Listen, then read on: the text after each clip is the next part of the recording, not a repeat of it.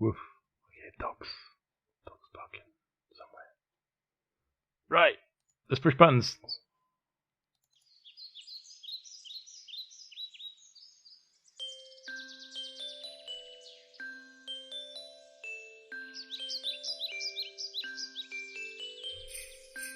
Ooh, it's Christmas. Oh well. This is the test.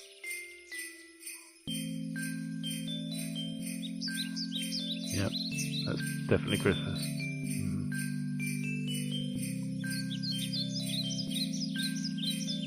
Right, let's switch.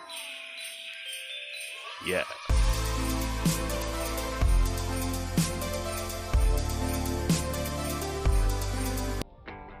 There we go. Professional.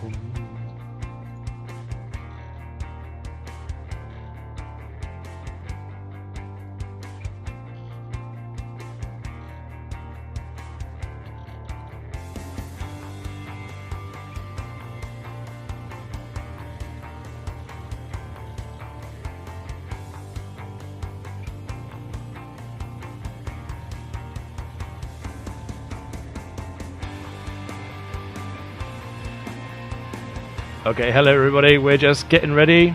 Our special guest Yippee Coyote is here, but I'm just making sure everything's working on the stream side.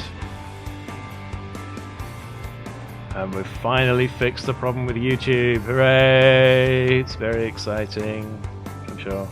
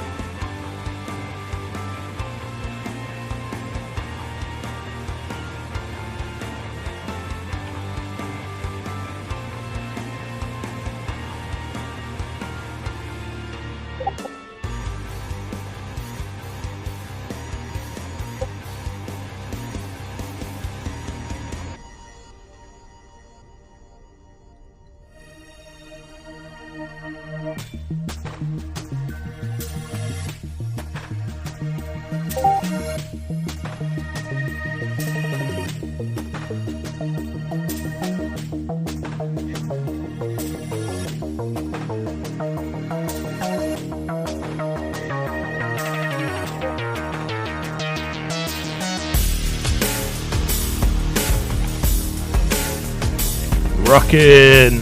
Woo!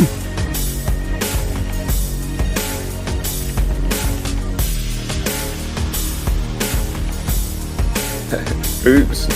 What have I just done? What have you done?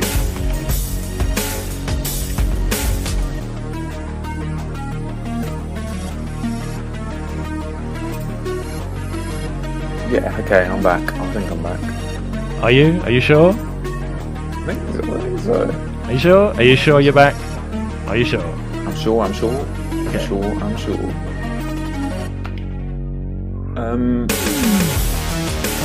Thanks. Do you know what this music reminds me of, actually? It reminds me of Command and Conquer. Do you ever play that? Yes. Yeah, 100%. Tiberium levels low. Our harvester is under attack. I thought this was appropriate because it's titled Wild Beast. Wild beast. Is it like hashtag wild_beast? And that's the name of the song.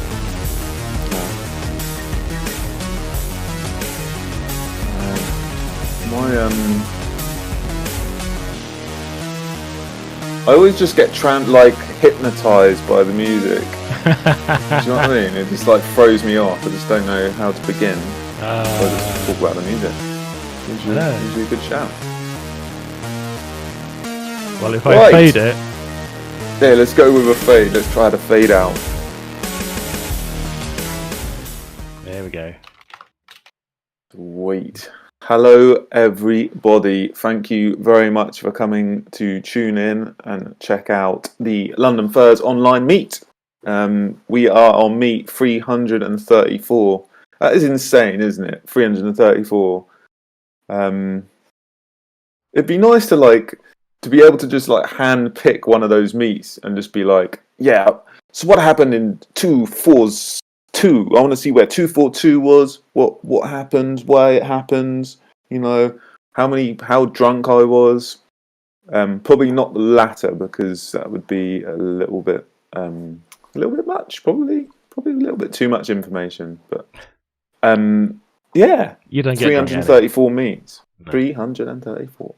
Sorry, what? You don't get drunk, right? I don't get drunk. That's it. I just live the dream. Yeah. But 334 is a lot, isn't it? It's a real lot. I mean, God. It's a chunk, isn't it? So many years. So much time. Well, I wonder if the 350th meet, is that significant? We should do something. We should do something amazing. Ooh. Anyway, lost in thought. Welcome, everyone. Thank you for coming along.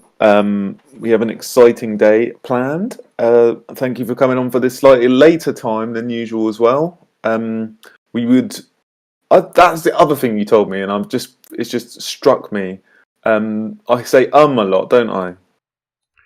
And I think it was the subtitles on YouTube. So, let's talk about that for a sec, because it was quite funny. Because last meet, when I recorded it and we put it on YouTube, it decided to go through the automatic subtitling, and I downloaded the automatic subtitling just for a laugh, and there were about 1,000 instances of from Annie in the entire thing. It's incredible. Love it. On that point, we since our last meet, we've kind of had 2 staff meetings just talking about general plans for the future. Obviously, we're still in the same boat regarding physical meets starting up again. We're not going to rush into any of those, so we will continue with these online format meets until further notice. But of course, we are working towards getting back and meeting up again, because I don't know about you, but I am kind of bored, and it would be nice to meet everyone again and do some fursuiting and do some drinking and do some eating and just catch up with the community again, because it has been a chunk of time. We're on the 6th of February 2021. It is insane. But that being said, it is good that we are able to meet up like this and have the chat and welcome some really cool guests and stuff on. So we hope you've been enjoying this format. Again, if you have any suggestions for guests, for future guests, or if it's something you want to come on and have a talk to us about, or if there's some sort of talent or something you strive and want to promote, we're happy to do that as well. So please get in touch with us. And yeah, that's our goal really. We want to continue using this format for everyone, for people that can't travel down to London on London Meets. We may even do a little hour at the meets when they do start back up again. So, you know, who knows? Who knows? Yeah, in terms of updates, I think we're kind of there really.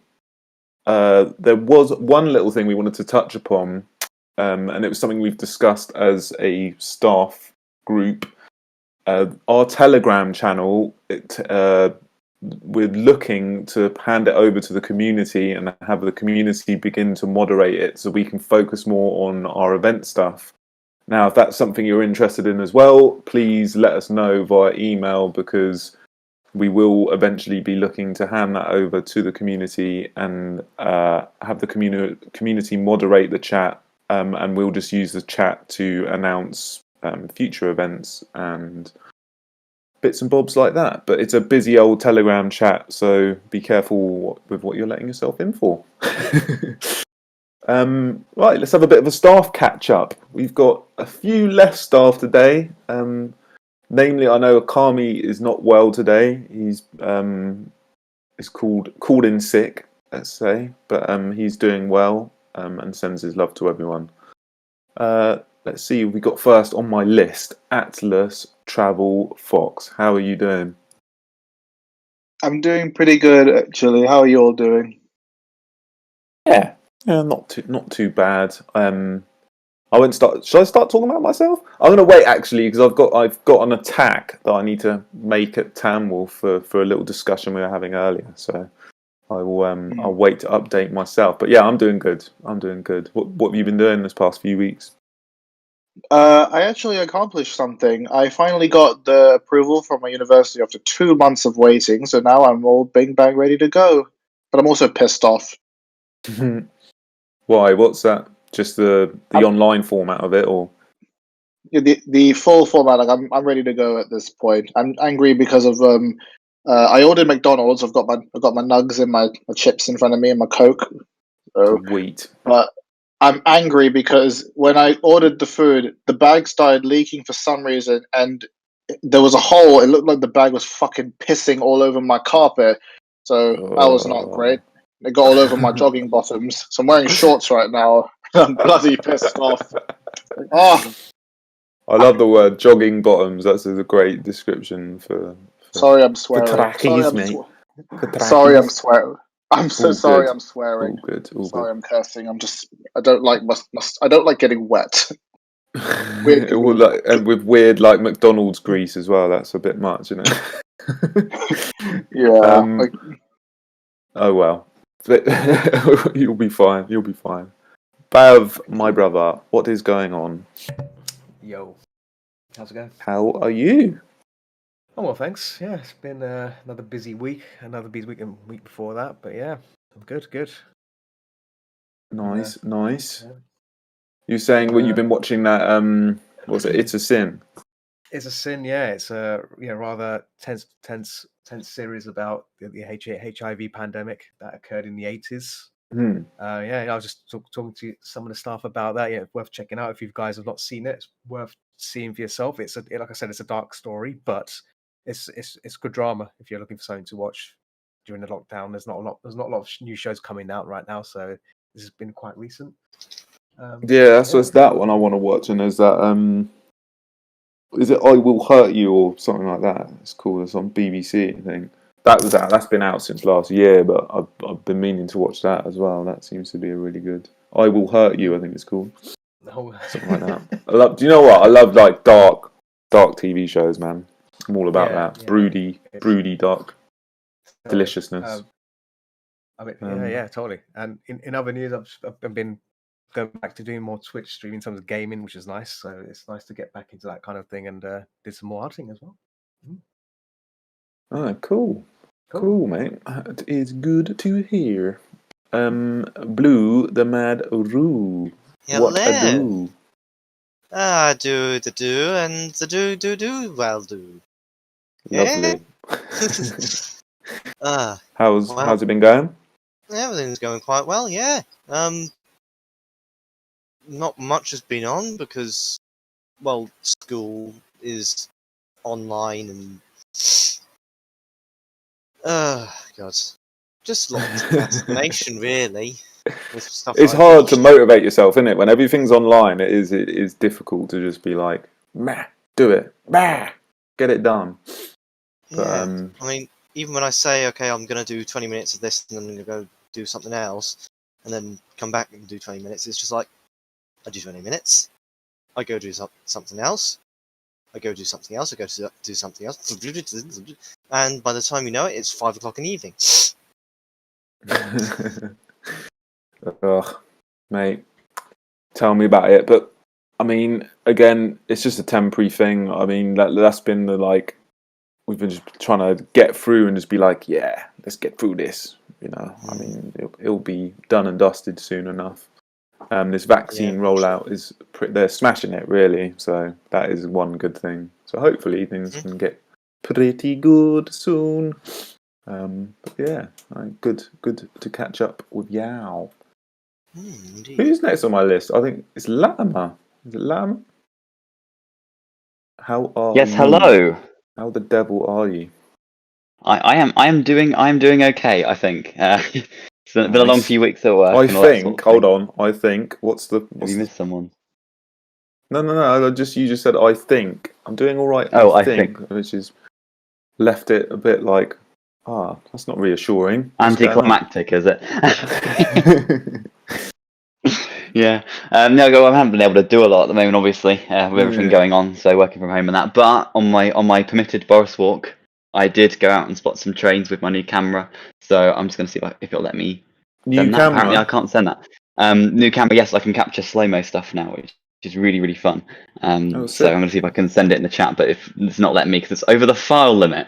But if I manage to, I'll send it in the chat in a minute. But yeah, making the most of having a bit more kit. It's just my phone camera, but it's amazing what smartphone cameras can do these days. It is nuts. Like it's beyond me now. You know when like technology just kind of surpasses. Basically, as you get older, technology just surpasses you, and you're just like, fuck it, just give up. There's no point trying to like keep up with it because it's smarter, it's better. It's all of the above. It's fantastic because I upgraded from like a Pixel 1 to a Pixel 4, and it's like, wow, the difference is. It's the length of time that's scary though between them now. The amount they advance in that small amount of time. It makes you wonder really. 10 years is going to be something crazy. Well, you see, like the model of the smartphone hasn't changed. It's just things have gotten faster and higher quality in that period. The actual smartphone, the screen, the camera, it's the same product from 10 years ago, just faster and a bit more fancier, I guess. Mate, rebrand, and keep pushing it. That's the way. It's the way of the world. Hey, good. The change of progress. Lupus Fur, you command and conquer beast. Hello. What is happening? Still Still trucking. Still Nice. working. But Sorry, I have to ask, does the new trucking simulator have a Brexit situation? You have to go and queue up and get tested. in Euro Truck Simulator, they recently redid the Calais port, so it's all more accurate relating to Calais. However, there isn't anything specific around Brexit, and the other side of the channel in Dover is still very old and very boring. No, not yet. But who knows? Maybe they'll sort it out. Who knows? But other than trucking and work, which I will not talk about because it seems to be the only thing I ever do these days. The other thing that I have got myself interested in doing is, I think I mentioned it last time. I do have a published book, And Yes. what I'm doing now is I'm working on a interactive fiction version of my story. So I am building the entire thing in Unity, and I'm going to publish it on all the various things probably next year. And I've just been working out how to do like simulations for weather and calendar formats and all this kind of stuff that you have to do in order to build a realistic and interesting world. So yeah, this has been taking up a lot of my time. A lot of brain power is going into it, but the end result will be hopefully a very interesting multi-character interactive fictional story, which is pretty kick-ass. So, hell to the yes. How long is it going to take to do you think? I reckon it will take me at least the rest of the year to actually get all the narrative formulated and all that kind of stuff. And I need to find people to do artwork to dazzle and all that kind of stuff. I know this guy Bav, who's pretty good. I know this guy Bav as well, but I hate his shit. But so meh. you know. Oh shit! Wow, yeah, I know. Brutal. Wow. Yeah, I know, right? Absolutely brutal. It's time we vote him off. You know that thing that went viral. That Zoom meeting. Oh yeah, the Zoom meeting was incredible. You have the vice chair is here. You have no authority. Absolutely, you have no authority here. Trey no authority here. Zoom kick. Zoom kick. That's genius. It's all about like Zoom kicking and then pretending you haven't done anything as well. That's incredible. And of course, they've made T-shirts as well now. So, I mean, it's quick. It's quick. The internet now, isn't it? It's just like bang, done. Yeah. And everybody will be forgetting about it next week. It'll be exactly. They'll be like, news. "You what?" Oh, well. Who is next? It's the big boy Noah Kitsune. What is going on? Hello. How's your brand spanking new laptop? It's sitting in the corner at the moment, just off, waiting for Box to respond to me. Because the trackpad's not behaving properly. That is bloody annoying. Yeah, was it mail order? Is I will destroy you.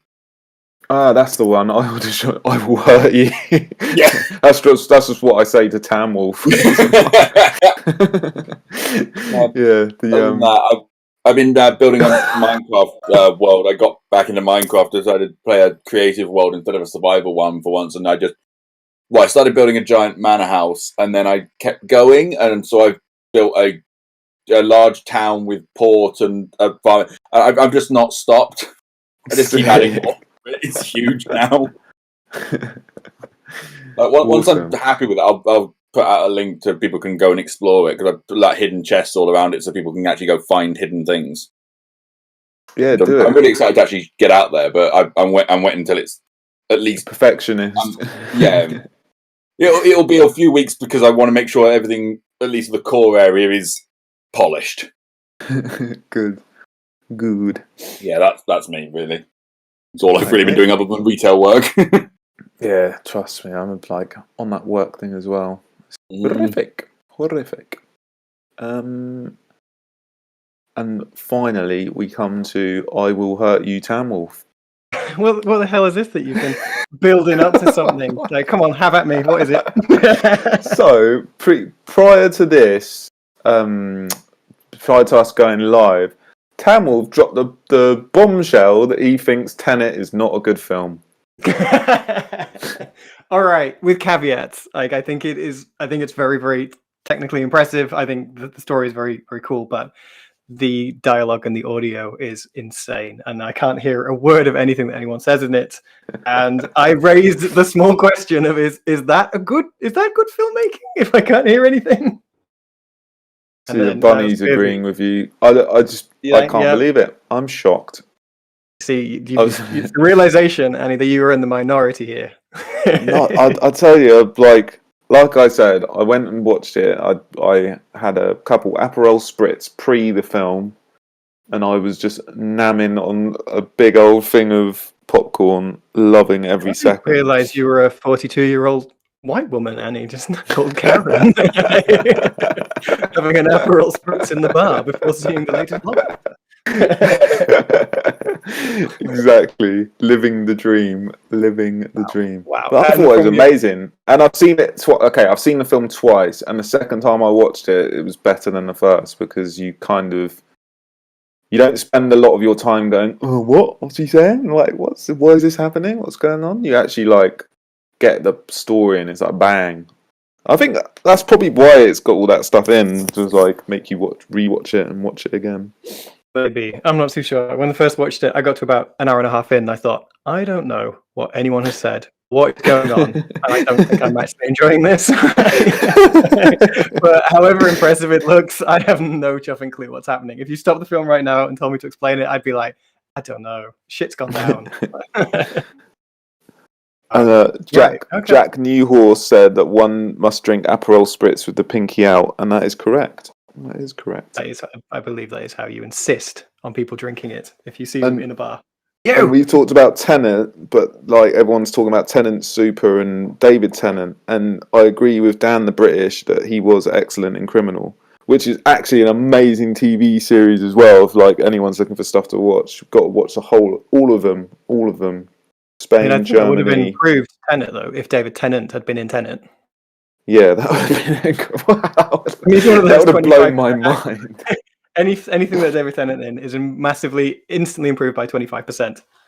And you know what? He probably would have delivered those lines with clear enunciation, and I would have been like, "Oh, okay, David Tennant, I can follow what's going on now." See, Sonny, Tennantception like that. I wolf.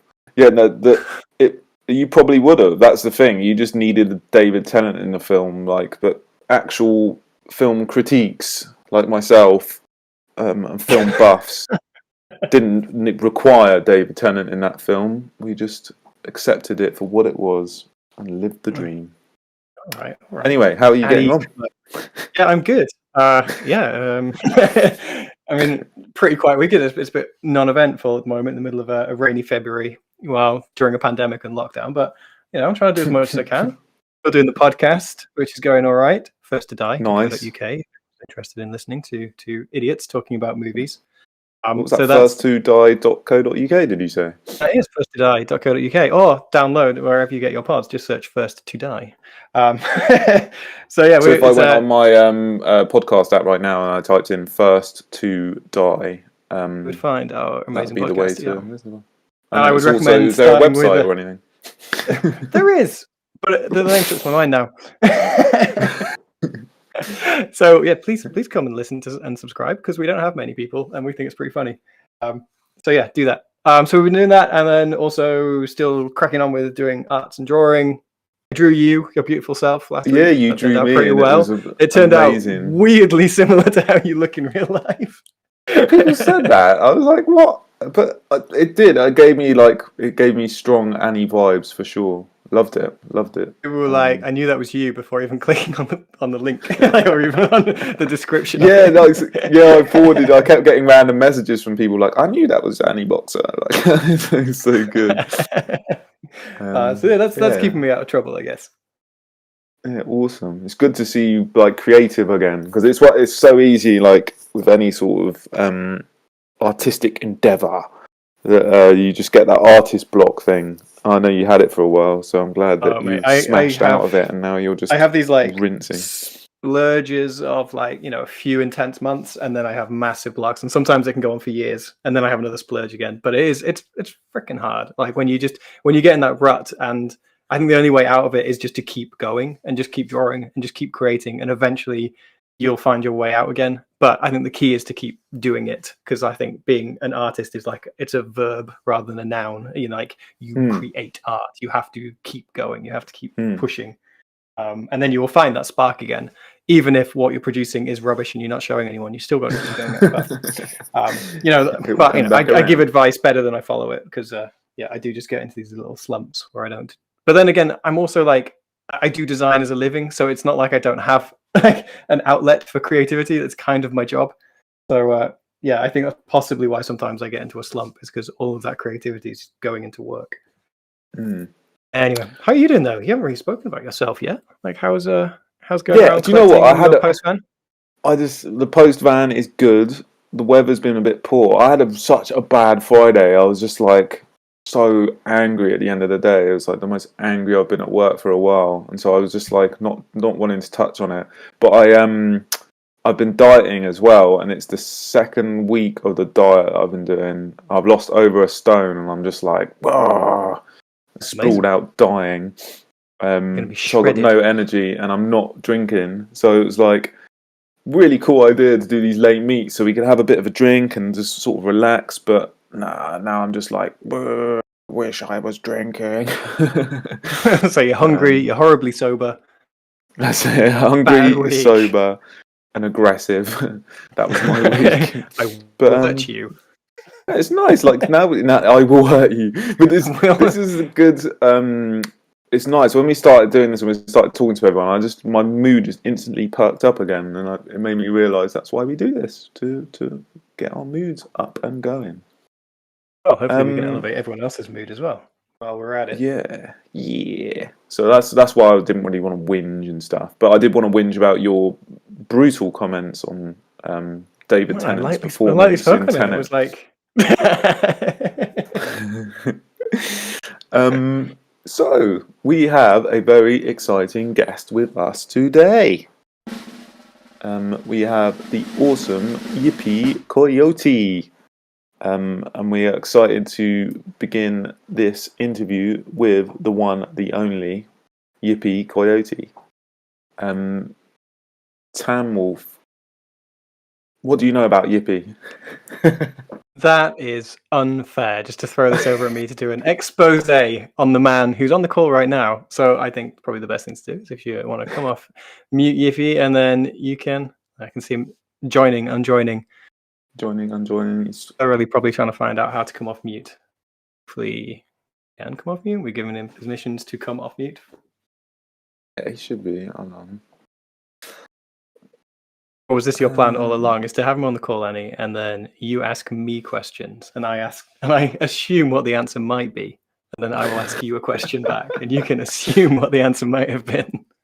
You could do that. We could give that a go. I think if someone didn't actually turn up, we could do we could do like pretend answers, or we could do like a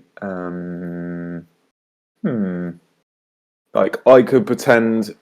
You could interview me and then I'd interview you, but we could do it in a really aggressive way. We invent a new form of interviewing, which is just us two shouting at each other. Yeah, I think we got Yippee here now anyway, so we can stop the delay. Oh, what's going on? Is he in? Is he not? Is he in? But yeah, we can. Can you hear me now? Yeah, there we go. Here he is. I wasn't sure if to jump on the private voice chat, or I was like, where is everybody? No, you figured it out. Here you are. There you go.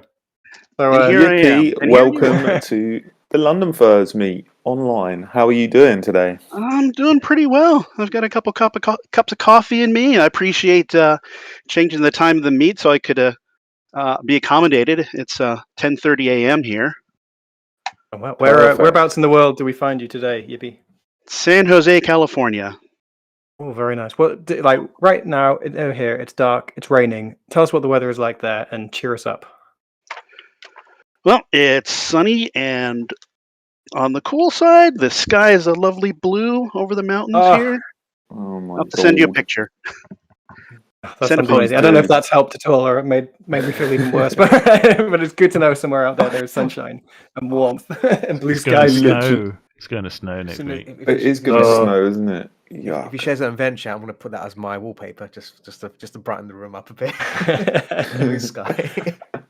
Well, if you've ever been in further confusion, this is the weather you'd see. San Jose this time of year, it's a crapshoot whether it's sunny or it's rainy, because it's considered the rainy season. Oh, it still sounds. I'll take that. I will take that rainy season and just bask in its glory. I'm literally looking outside my window welcome. now, and it is dark, and there's It's the worst. specks of rain on the window, and it's just like, ugh, yuck. Typically, it's 8 to 9 months of just straight sunny, hot weather for it is California. We have been in a drought.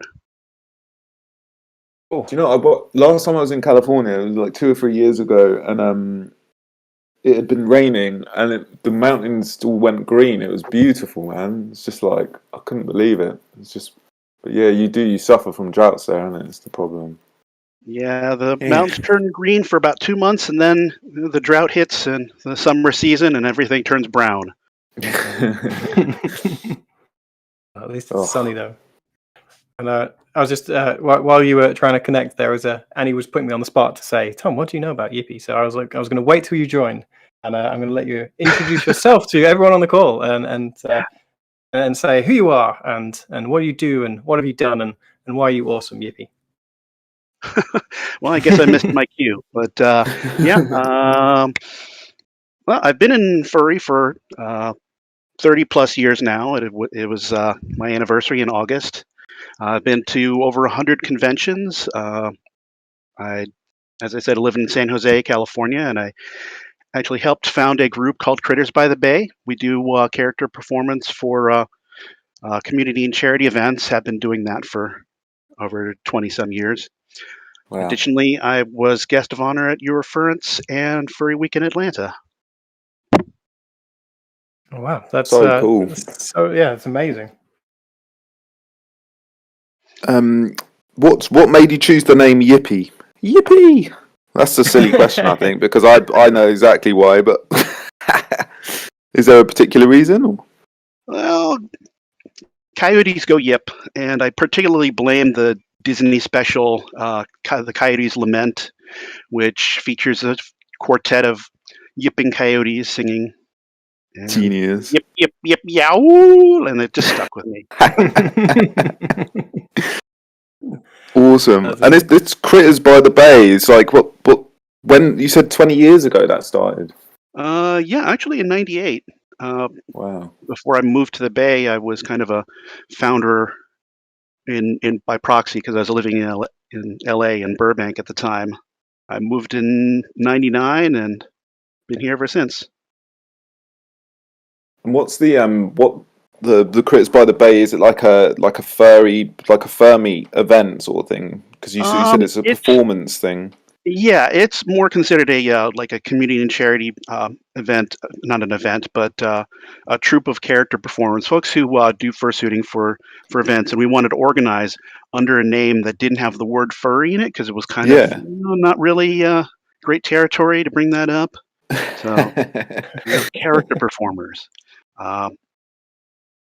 Speaking of long time meets, I thought I'd mention we have a Thursday night chicken meet that's been going on since '98 as well. It's, every Thursday. Okay, chicken meat. I am interested. Put it on the list of places we're doing when you travel around.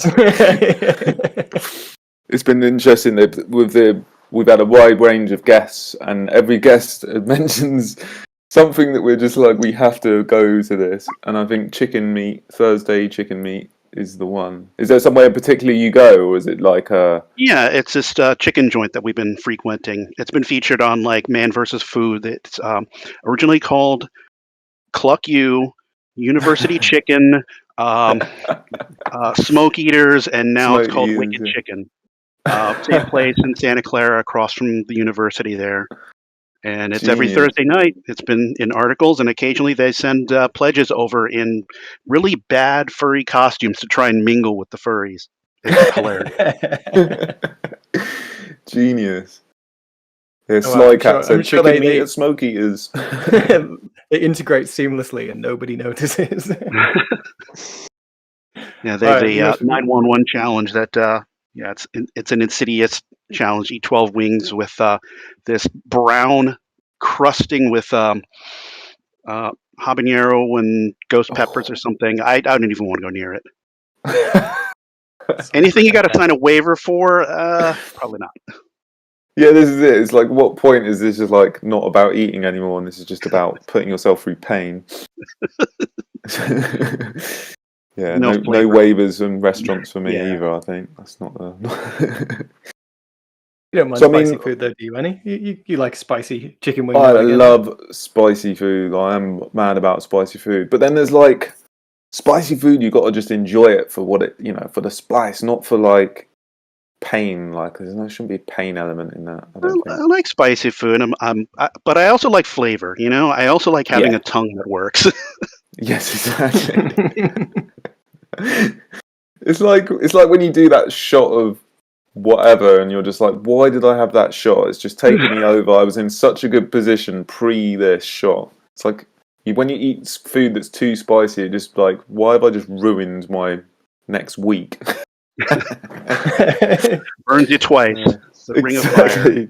Exactly, the old ring of fire. Exactly.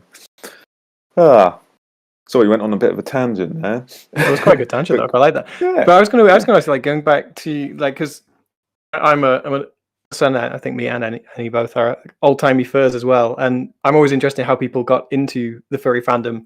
Sort of before it was as kind of easy as it is now. It's quite easy to kind of stumble onto a Twitter account or a website or a piece of art that just pops up in a Google search. But it was trickier, sort of 20 odd years ago. Like, how did you first sort of find your way into this world? Well, it came from two directions, actually. During the summer of 1990 I had some friends who were doing a multi-user domain project that totally failed. I was a wizard on that. And they wanted to do another one, and I said, I'm going to sit this one out. And they did another one, and that was Furry Muck. No So I was way. almost a founding wizard there. On the other hand, I was a big fan of the comics and the black and white explosion of the late 80s. And artist and animator I met once told me to check out Rowbrazzle. When I got back from the convention, I looked up on RecArts Comics. Anyone heard of Usenet? I looked it up. I asked, "What's Rowbrazzle?" And I got a few answers back, and that started me on down the rabbit hole.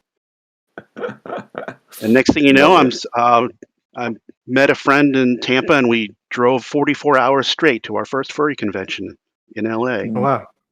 No way. 44 hours. Yeah. Crikey. That's the type of driving that only Americans can do, because you can't drive for 44 hours particularly easily in the UK. Yes. Unless you're doing laps. Exactly. I know there'd be some horrific roads as well. It wouldn't be like this delicious American roads either. It'd be like, dodgy country lanes. Obviously, within the fandom, is there anything that's a key interest to you? I mean, the Critters by the Bay is a clue, isn't it? With Oh yeah, I love fursuit performance. I originally, as I mentioned, I originally found it through comics art. I am an artist and cartoonist. Or I have drawn in the past. And one of the things that really hit me was that people were making fursuits, their own fursuits. This is way before they had any sort of cottage industry. But the concept of I've always wanted to be a mascot, and this is a way I could make my own mascot, and that's what Yippee was. He started as my own mascot. That's awesome. And did the you made Yippee yourself? Is that right? The first Yippee. Yeah, I designed him kind of based off of the Disney Coyotes and Coyotes Lament. So that bigger, rounder nose than the Wile E. Coyote look. And just that became what I the mascot I always wanted to be, and luckily the Phoenix Coyotes didn't pick it up. So I guess initially there was more people were making their own personas and fursuits themselves, rather than, I guess, with what it is now, these sort of established companies that are.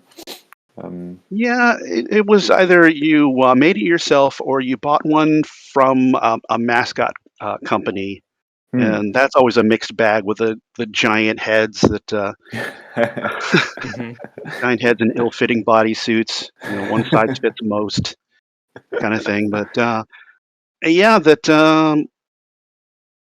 people would make their own fursuits because there wasn't an industry for it. There wasn't a whole separate industry. And it must have changed so much over like from sort of mid-90s people sort of stitching together their own fursuits to kind of where we are now, where you go to AC and like how many fursuits was Uncle Kage saying that they had like hundreds of thousands of fursuits. They're saying like what? I think he once said like this is what $1 million in fursuits look like. Absolutely, like it must be such a change to have seen over the years. Oh yeah, the art and craftsmanship and it's amazing. It's remarkable. That's something I love about furry is there's so much creative energy and making things, building things, and just sharing what we do. Yeah, there is that sharing of knowledge, which is such an incredible thing, and it's like surprised me the more we've done these shows is that everyone shares what they do to create more. There's no secrets really. It's all out there for you to find and to do. If it's something that takes interest. I mean, it's great hearing about sort of fursuit makers and how fursuits are made and how the fursuits have changed. But one thing I really wanted to dig into with you today, dig in with you today was fursuit performance. I mean, like any old cat can own a fursuit, but what you do with the fursuit and how you create a character within that fursuit is just something not many people talk about, and it's something that you're a bit of a master of from all. Well, like I've said before that,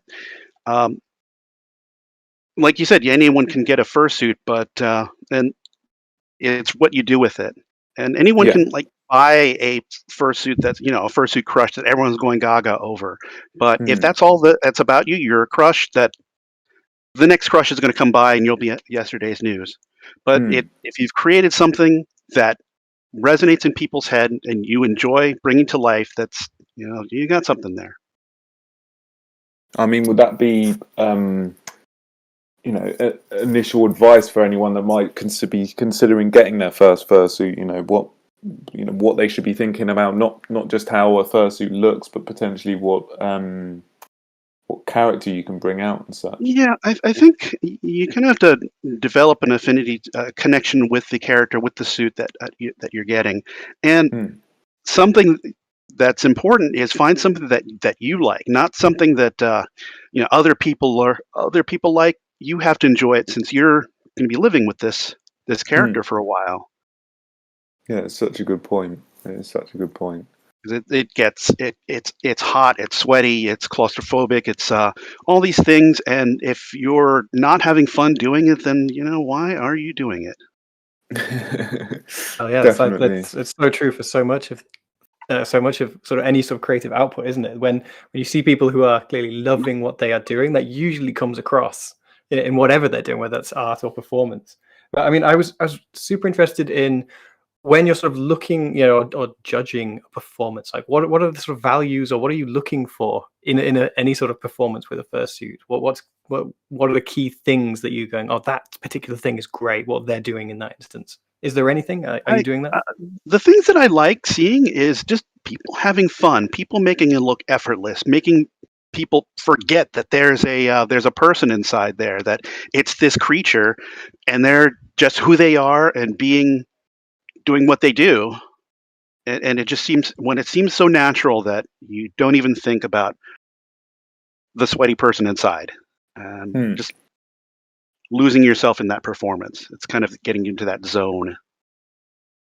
Nice. And are there any sort of in recent memory that have popped out in your mind that were really unusual that someone was doing that you just think like that's so clever what they've done there? You on the spot there. Yeah. Trying to think about any. I've seen so many people do things, and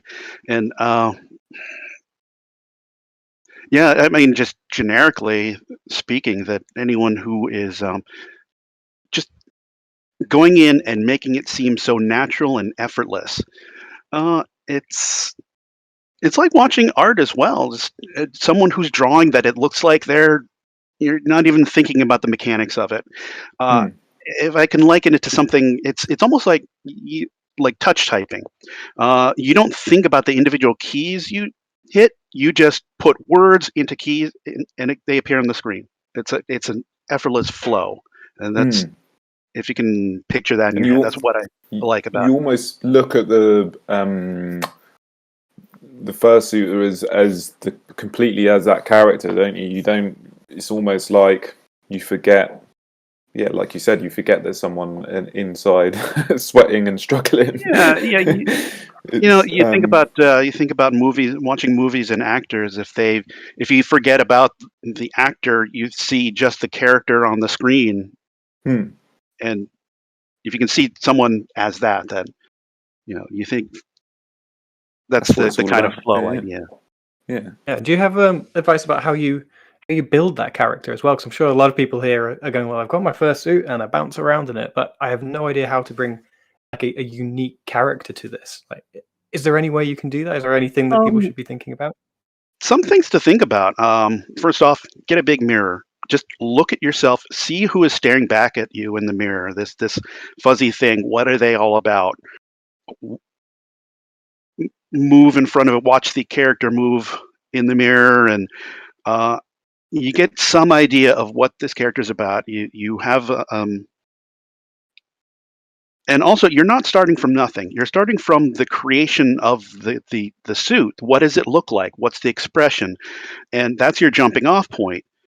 If you think about someone wearing a rental costume, say Darth Vader, for example, people know what Darth Vader's about. You don't go in there like, oh, some guy in a Darth Vader suit. If you're going to a convention, that's like, oh, that's Darth Vader. What's he going to do? And you're carrying yourself that way.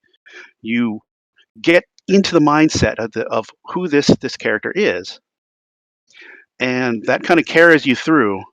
It's sort of like a hang glider, setting you off on wings, but after that, it's up to you to keep yourself aloft.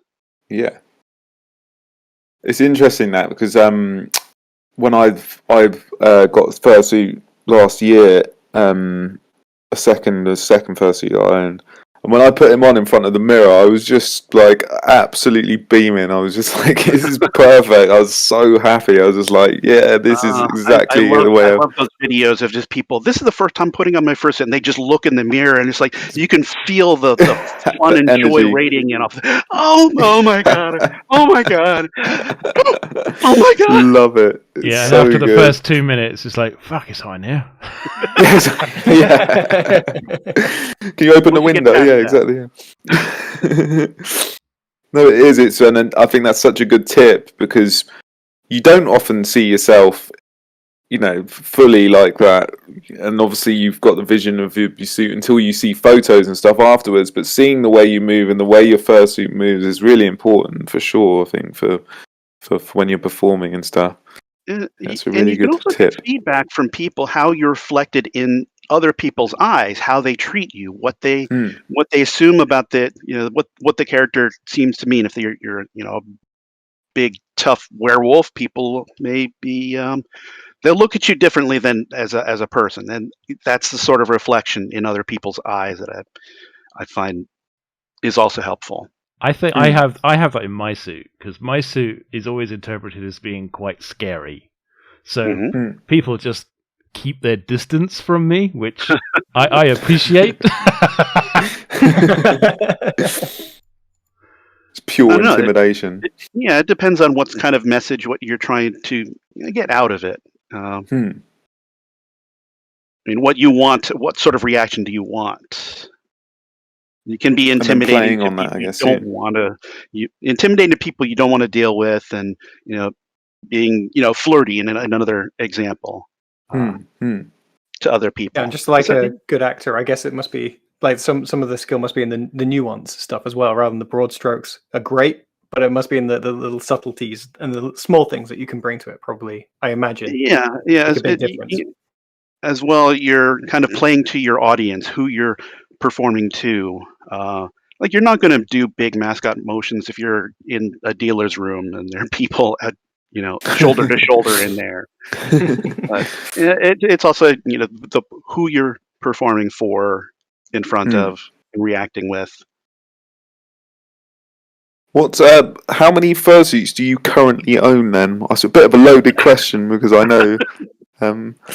Yeah, I have 18, and I tell people it's not an addiction; it's a collection. An investment for the future. Exactly. Isn't it? Do you struggle to be like 18? You said you got 18, and is there ever a time where you're just like, who am I going to be today? Or is it just like you just have a feeling like, yeah, Yeah, it's kind of a feeling who I want to bring out, who I haven't brought out in a while. It's kind of a toss-up between, do I bring the old favorites, who I want to give someone a bit more spotlight, who hasn't been out in a while, that sort of thing.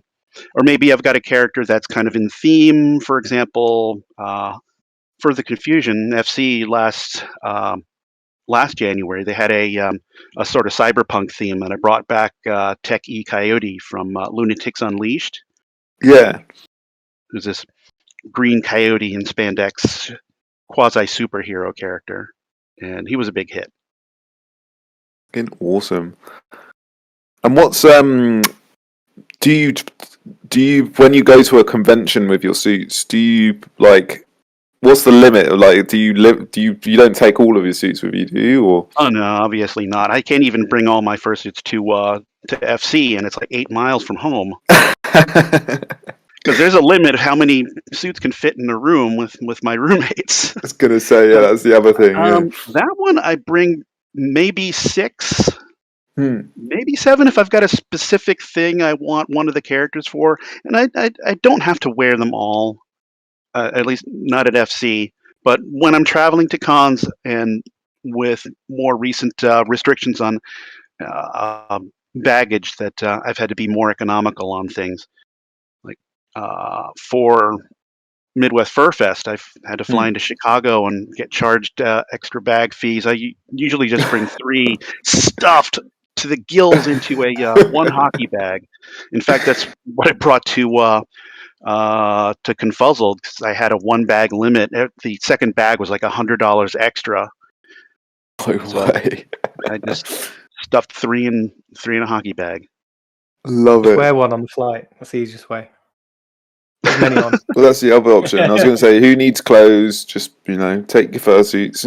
You don't need any underwear. Don't be silly. Yeah, who needs underwear?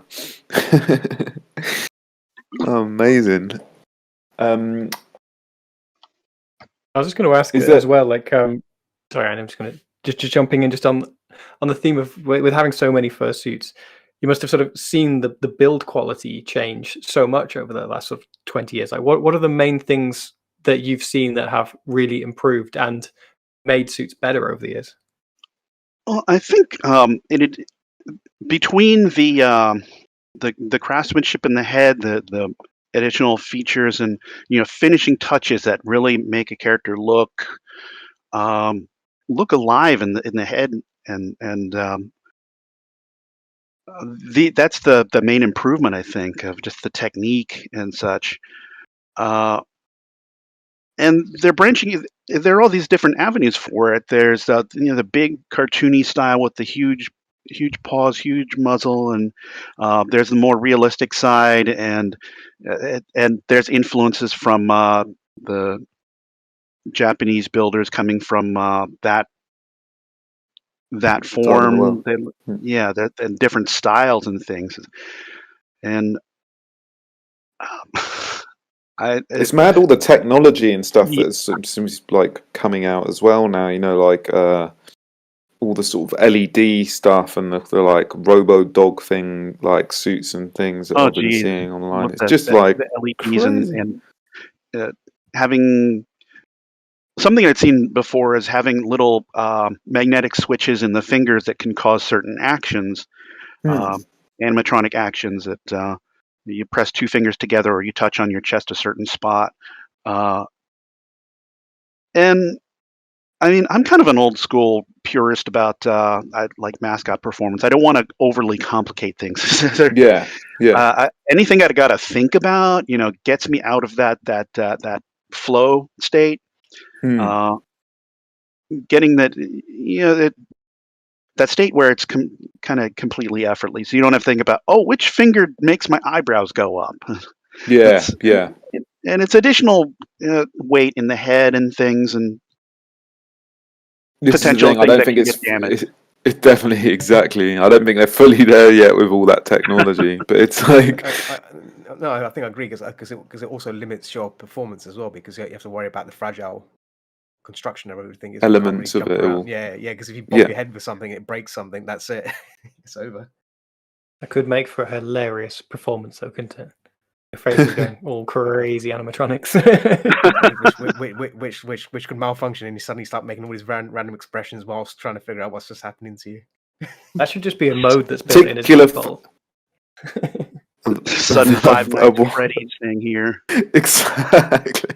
I tell you, I used to be the producer on Furry Night Live, a stage show at Further Confusion, and one time we had a set of animatronic characters. They had animatronic features on it, and they made it so they made it so simple that all you had to do is press this button to start the playback and start the pre-scripted animation of the characters. I think it was radio controlled, but they didn't show up at tech rehearsal, and I believe our AV equipment, our headsets were interfering with it. And the moment that they started, it stopped completely, and the first action was blinking, so their eyes were completely closed.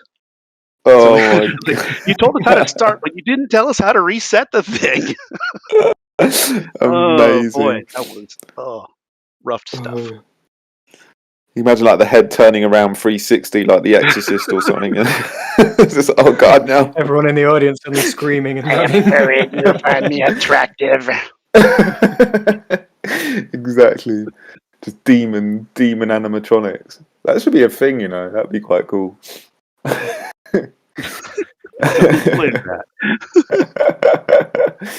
Oh dear. Is there a particular favourite suit that you own, or are they all own a piece of your heart? Various suits for different extents. They connect with me. The main ones I think about are Yippee, which is my personal mascot. I'm just kind of just delve into that, and I'm the mascot. And with Twilight, the purple bunny, he's another very close character of mine, and he's kind of my encouragement to just not worry and just have fun with things. I'll typically go to a convention. I'll arrive late Thursday night. I'm exhausted, and Twilight's voice in my head says, "Hey, let's go dancing. I know you're tired. Let's go dancing. You're going to need this." And I go dancing. I just lose myself in the bunny and just be wild abandon. And there's truth to the word saying dance like nobody's watching. Because no one really cares what you're doing as long as you're not bumping into people. You know, just lose yourself. You might be the worst dancer ever, but you just get into that music and just lose yourself and have fun. Love it. What's the longest time you think you fursuited for? Has there been like a moment where you were just like, God, this is too much? Well, it's funny that you mentioned that part. That I started timing how long I've been in the suit for at conventions during each set, how long I've been out, and it's almost invariably I will get tired and want to get out at about the 1 hour 45-minute mark. Not quite 2 hours. It's like, how long was I out there? It felt like a long time. 1 hour 45, like to the minute. But I mean, that's the thing. It's a trade-off between losing yourself in the character and then the human part coming back into you. I'm hot. I'm tired. I want rest. I want water. I want air. I think back on things, and the longest I've been in suit that I can recall, I went to a Phoenix Coyotes hockey game in Yippee as a partial. And I spent about 4 hours with slight head breaks. But I mean, it may be Phoenix in the late spring, but it was a hockey arena, so it was nice and chill there. Yeah. Good. I was going to ask as well. Like, you often hear stories from conventions of people who've got their fursuit. They go out for the first time. They wear it for 6 hours. They get heat exhaustion. They have a terrible time with it. Like, what are your tips for fursuiting as well? Do you have a certain, do you have advice for pre-fursuiting while you're doing it afterwards? Like, do you have any sort of things where you're like, if you're going to be doing this, think about these things because this is going to be important. What I'd advise most is just checking in with yourself, checking in with your body, how you're feeling. If you're tired, take a break. There's no shame in that. There are headless lounges everywhere. Get water. You probably don't want to. Well, mascot advice: don't be drinking. But but the furry advice is if you've been drinking, take that into account. You don't want to get into suit if you're like really stumbling around. But just kind of check in with yourself. Because my 2 basic rules are: be safe, have fun. Yeah. Your own safety and the safety for those around you. Just take care of yourself. Watch your stamina. Watch your heat tolerance. Take breaks. And sure, you have a lot of fun. You can have a lot of fun doing this. I've certainly lost myself in the time of performance, but at some point you got to check in. And how are you doing? You okay? You okay? You need to take a break. No shame in that. It's the most fun thing in the world, but you're still a human inside, and you got to take care of that human so you can do this more later. I guess having like do you have like a particular handler or someone that tends to hang around with you when you're performing, or do you like to go out solo and just live it up? Yeah, I like just going solo, doing my own thing. Yeah. And if I'm doing furry conventions, because that's generally safe, people know what fursuits are about. But if I'm doing stuff in public, especially if with doing the critters gigs, we typically will have handlers with us just to not only watch the characters but also watch the around for any obstacles and things. You don't want to suddenly run into a trail hitch in the shin. that would suck. Here's one. Where's the like wildest place you've ever fursuited and just been like, what the hell am I doing? Or been like, this is incredible. I'm like, this is buzzing. Like, this is such a good idea. Is there? Oh man. I'm just completely blanking on things. yeah. Sorry, that was a bit of a curveball. I was just thinking. Yeah, but in one point of advice is that about if you're going to be going out into a big crowd, like I've heard from someone who went to a concert or like street fair or a fair of some sort, and you want to have an exit strategy. You don't want to go out into the center of a crowd and with all your energy and have none left to get back out of that crowd. So good shout, yeah. So yeah, just gotta watch yourself. I'm sure I could come up with something. Well, I was going to ask while you're having a think, you've got 18 fursuits down. You must be thinking, what's going to be the 19th? Like, do you have any ideas already in your head, like thinking, I shouldn't, but I do want this? I've got like 3-4 projects that I've been having in mind for a while. I've got a white weasel character, a skunk character, an Argyle plush bunny character. Those are the ones that come to mind. As well as I go back and refurbish, and I'm actually looking to possibly rebuild Twilight soon because he's going on 12 years in March, and he's gotten kind of threadbare in places that if you can see through the fur in places that you probably ought to refurbish. That's probably good advice, isn't it? If you can see through it.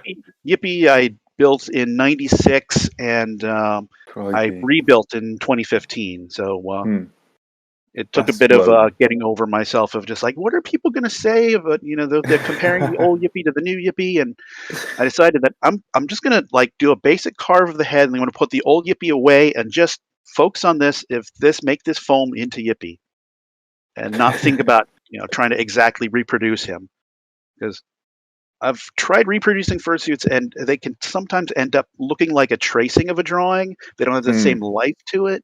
But Yeah. you got to get that craft in there and just get the artist to, like the argument about, oh, you're an inker. No, you're a tracer. No, you're an inker. You ink the drawing that was already drawn. You're not tracing it. That's it. That's a chasing Putting your Amy own life joke, I think. Well, Sly Cat you go. asked, of the 100 cons you've attended, which was your favourite and why was it confuzzled?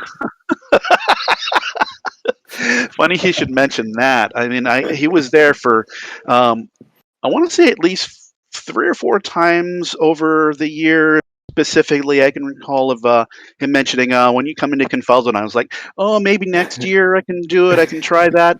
And going into late 2017, I'm like, I'm coming up on my 100th convention, and if I do this, this, and this, if I go to Confuzzled, that will be my number 100. And I want to do something special, and that's how I ended up at Confuzzled 2018. Amazing. I've had a lot of fun times at conventions, and I especially love the hospitality I've been granted as guest of honor at several of them, and I appreciate that and all. But I also like going to conventions without obligation, just going in and just experiencing it, do whatever, not have to be tied to doing to particular responsibilities and scheduling, and kind of what it did with Confuzzle. Just go in and just what happens. Awesome. Is there like a best or memorable moment from a convention over the years that you've been at that springs to mind? One that particularly comes to mind is that FWA, Free Week in Atlanta, the year before I was guest of honor, when they were going to announce in 2012 that I was going to be the 2013 guest of honor. So I made an effort to go to 2012, and which also was on my birthday. And nice. I was kind of just like, and so my birthday was on Saturday. And by Friday night, I was lamenting to a friend that, I don't know. And when it hit midnight, it's like, I guess happy birthday to me. And it's like, oh, sorry to hear. I didn't know he had this planned, that when we did the fursuit parade and we got to the end, the crowd just erupted in a rousing round of happy birthday to me. He had planned this and surprised me with it, that he was trying to just encourage his friends, like, don't mention his birthday. And it hit me, and it's like, oh my God, just felt with the goosebumps. And, that was incredible. That was one particular moment there. Did you have you like worked essentially, like volunteered at conventions and stuff? Over your time, I've been on staff. I've been a panelist at a lot of conventions, giving panels on fursuit performance, and also kind of getting in the mindset of what, try to get people thinking about, why are you doing this? Why are you getting in fursuit? I also, as I mentioned, I was the lead, which is essentially the producer, the one who's interacting with the staff and arranging all the things of the show before the show itself, for Furry Night Live for the Confusion for 2006 to 2009, and that was pretty incredible. Just bringing all the people in to put together a show of talent. And afterward, I was lamenting to my work boss that it's like, I feel like really stressed from this weekend. Like, I was so busy, but I didn't feel like I did anything. And he said, welcome to management. Because it's being able to trust people under you and give them the leeway to do their jobs and not micromanage them. And learning that was a pretty important lesson. It's harder than it looks, isn't it? Because you're still bearing the responsibility, even though yeah, they're doing the work. it's your You're tail still on the thinking about it. And I was going to ask as well, with all the conventions that you've been to over the years, are there any maybe smaller conventions that you think people may not know of that you'd really recommend? Some of the smaller cons I found rather memorable. One that had a very old school feel to it. Then again, it was 8 years ago now. It was Method Fur Meet.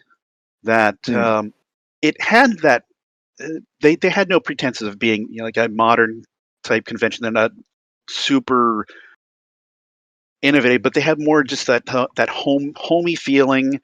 And I think on their banner that says "Welcome Home." And it just had that kind of friendly feel of the old conventions it's funny because I attended in 2012, but the previous one I had attended was in 2000. No In the way. year 2000. Yeah, and it just felt like that same old-timey feeling, that nostalgia kind of feel. One other comes to mind is Furry Migration. That was a pretty good one. It's in Minneapolis. And it was fun. They had recently moved to the downtown area, and a convention kind of made it when it graduates from being in that little hotel by the airport into something downtown, and it had a real good. Well, it had a good feel to it, good vibe to it. It's got a good name as well. It's like Furry Migration. I just imagine all these furries starting in the north of the city and then just slowly working their way south across the weekend. Yeah. This dark cloud just like, what's that noise? What's that? Oh, that's the Furry Migration. It happens this time every year. Stampede in the gorge. Somebody's out there.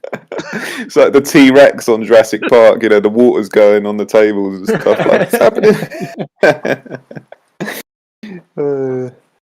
Is there a particular favourite convention you would say out of the lot that you've like, or that if you could only attend one convention a year, is there one that you would just 100% go to?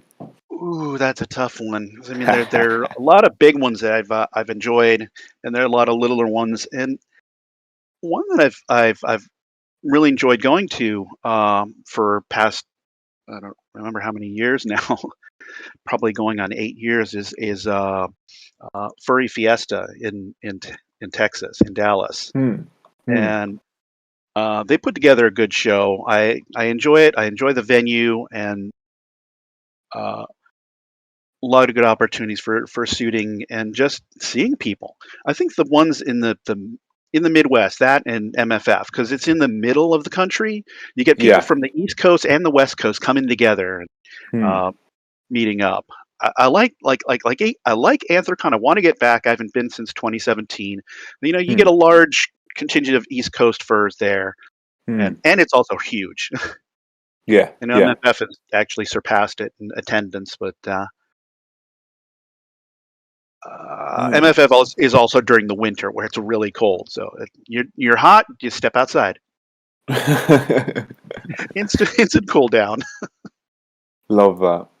Is there a convention that's changed particularly more than any other that you first attended, or is it just for Yeah, I mean, a lot of conventions. Some conventions come and go, and I don't see a lot of. I don't get to see a lot of changes. I mean, I saw things grow with Furry Fiesta from being in a smaller hotel into a downtown venue.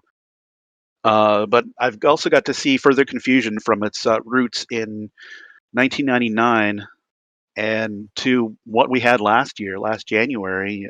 They moved downtown in 2010, and it's just got a whole different vibe than I mean, don't get me wrong, the small hotel out by the airport, the DoubleTree, that's got a real homey feel to it, and I liked that they started another convention in the area in that hotel called PawCon, Pacific Anthro Weekend, and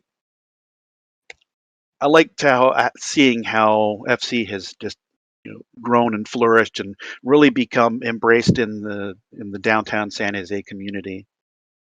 Yeah, it's really cool. I managed to go there a few years ago. It's great convention actually. Loved it. And that it's 8 miles from home. I know that's such a touch. I mean, that's that's what I miss about not having. It's lovely we've got the London Fur meets. I mean, they're great for exactly that reason. You can just like get out of bed, jump on the tube, bang, you're there. Super easy. Yeah, it's a luxury, really, isn't it? Having these big events near where you live. Yeah, if only they had a good public transport system like the tube here. No, I get a room anyway. I got to put my fursuit somewhere, right? Yeah, of course. What would you suggest to people who are maybe attending their first convention this year, particularly one in the US? If one's happened this year. I think in general that if you're going to your first convention, it's good to make friends beforehand and make kind of plans to meet some people. And some plans for what things you want to see, but don't be married to that plan. Give yourself room for that things are going to happen. You're going to find things that you might want to do instead, and don't go in there like trying to hit everything on your list. Things will happen, but also, enjoy what you can do. Don't lament. Don't have regrets. And as always, you want to obey that 6-2-1 rule that they mention. Every day, get 6 hours of sleep, 2 meals a day at least, and 1 shower, please. More if you're suiting. But yeah, that's something you forget. I remember going to my first general convention and seeing how just you get so immersed in these people with these weird people. These weird people that I feel akin to them. I feel home here. And you just lose yourself. You don't think about things, and it's like I'm kind of hungry, and you get a candy bar. And no, you're gonna have real food, because if you wear yourself down, you're having too much fun. You're gonna get susceptible to the con crud. Yeah, definitely. Take care of yourself.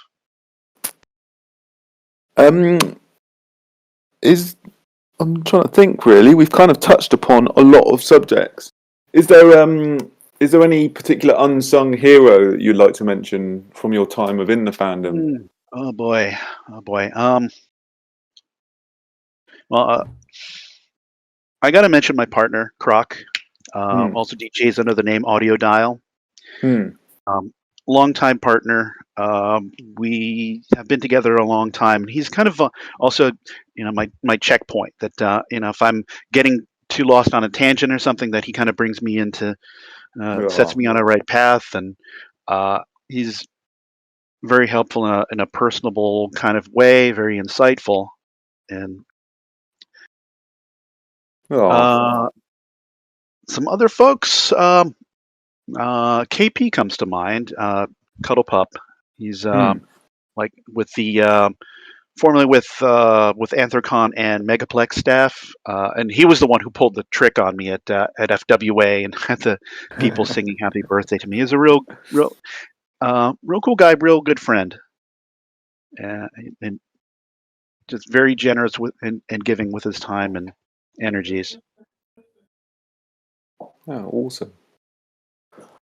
We always like to have our guests send a final little message to everyone, just to, if there's something in particular you wanted to say from anyone within the LondonFurs scene or the UK fandom, if there's anything you'd like to say to sort of before we wrap up today.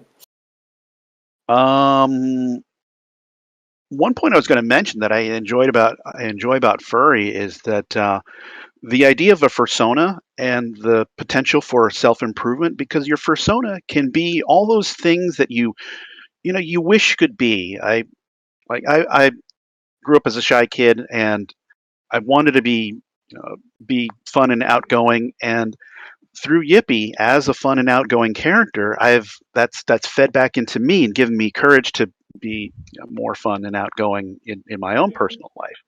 So if you put the things you enjoy, you want to focus on into your fursona, and you will become that.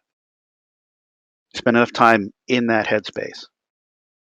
That's awesome, great man. advice. Yeah, yeah. it's like a definitely. test space, isn't it? Like you can play being confident, and then the more you play being confident, the more that will slip across into your real life because it's just a tool you now have in your repertoire. And one other quote, Oscar Wilde: "Man is least himself when speaking in his own person. Give him a mask, and he will tell you the truth." There's a lot of truth that comes out from being anonymous or being a character, and that's what I love about fursuiting.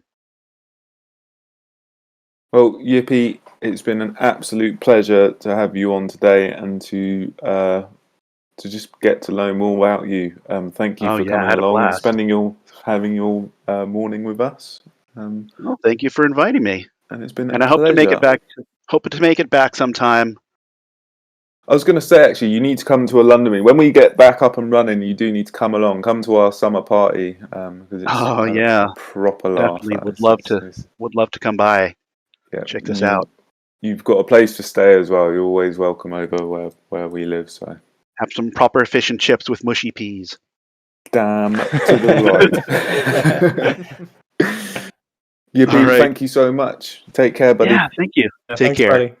All right, bye.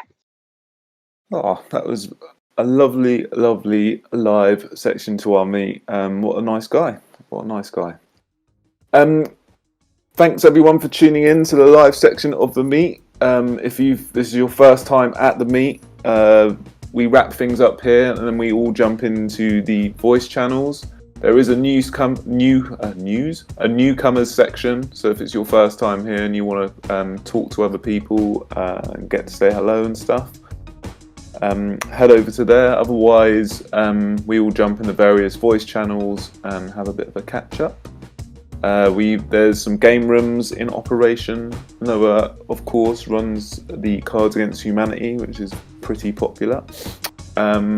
And there's other sections as well if you want to jump into and get talking. We wrap things up here in the event voice section. And yeah, it's been lovely having everyone today, and thank you for all the chat. And we'll wrap things up. Thanks, guys. See you next time. Goodbye. Bye. Cheerio.